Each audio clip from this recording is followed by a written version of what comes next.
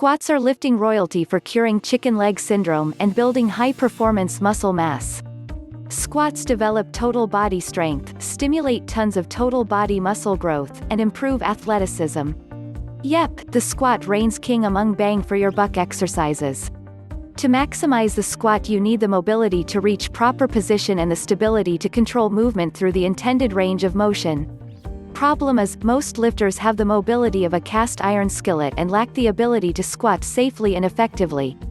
To maximize the squat, you need the mobility to reach proper position and the stability to control movement through the intended range of motion.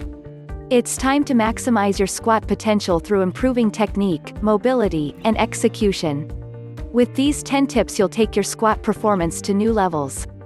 Squat, power, maximum strength, speed strength, explosive, pause reps, torque. 1. Train for maximum strength. Despite the fact you need to train heavy to build maximum strength, people often neglect heavy weights. Yes, training with submaximal loads will spare your joints and nervous system to a degree, but even to maximize submaximal training you need a base of absolute strength. Training at 60% 1 RM for speed is much more effective when your 1 RM is 1.5 to 2 times your body weight. Heavy lifting is generally defined as 85+% maximum effort for multiple sets of 1 to 5 reps. But it's best to avoid missing lifts. Missing lifts consistently zaps your nervous system, ingrains poor technique, and wrecks your confidence. Hit the reps you know you'll make and save yourself for the occasional max-out attempts. 2. Train submaximal reps for power. Strength, speed, and speed strength are synonymous with power. They produce a sky-high power output compared with longer duration, lower velocity maximum strength exercises. Compare a tractor-trailer and a Ferrari. It's great to have a ton of horsepower, but for high performance, it's best to generate horsepower rapidly. For breaking lifting plateaus or achieving more weight room transfer from athletes, power development is key. Compare a tractor-trailer and a Ferrari. It's great to have a ton of horsepower, but for high performance, it's best to generate horsepower rapidly. Remember, power equals work time.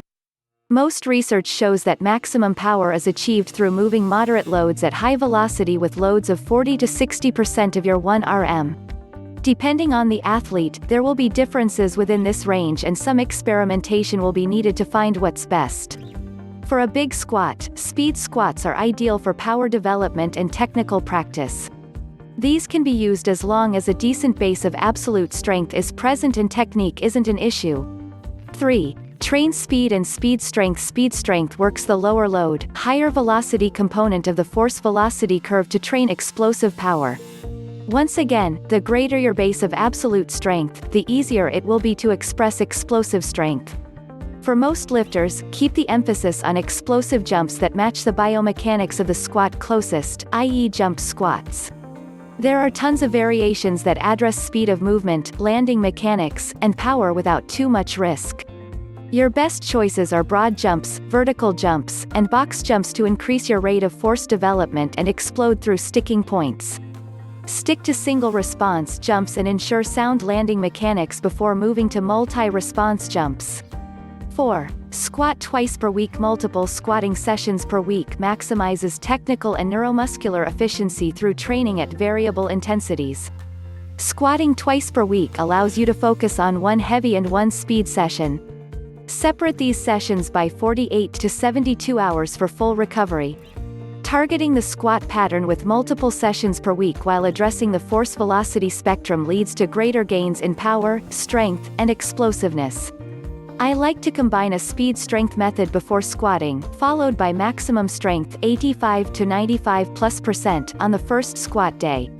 On the second day, I'll emphasize a pure speed movement with a submaximal strength speed squat 40 to 75%. Targeting the squat pattern with multiple sessions per week while addressing the force-velocity spectrum leads to greater gains in power, strength, and explosiveness.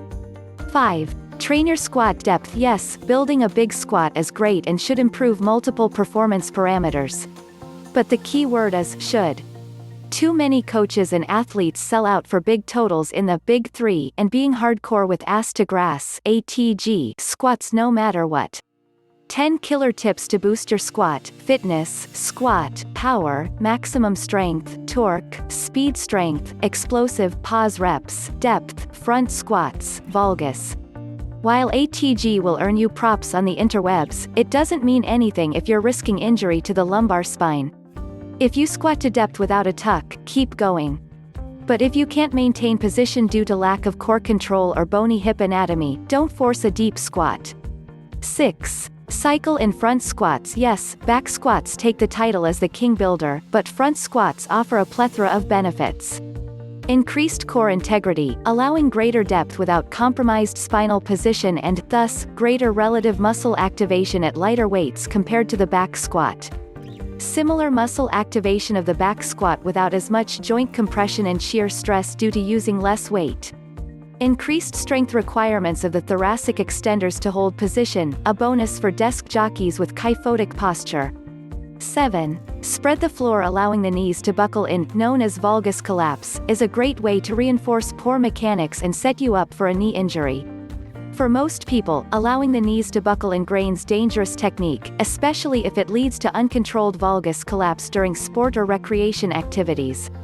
Allowing the knees to buckle in, known as valgus collapse, is a great way to reinforce poor mechanics and set you up for a knee injury. Prevent valgus collapse by spreading the floor and pushing the knees out during the squat. This emphasizes hip and posterior chain development and will skyrocket your squat numbers. 8. Train the pause. If you're squatting to depth, you need to be stable in the bottom position. Train the pause by using submaximal loads and squatting to maximum depth while maintaining trunk integrity. This means no butt wink. Unless you're training for a big total and need to hit certain depth, the risk versus reward probably isn't worth a rock bottom squat under load in the presence of butt wink. Squat, power, maximum strength, speed strength, explosive pause reps, torque. 9. Bend the bar. Don't be lazy with the bar. Get your Hulk on and try to bend it around your body. If you're not actively applying force to the bar will act on you, jumping off or burying you in failure.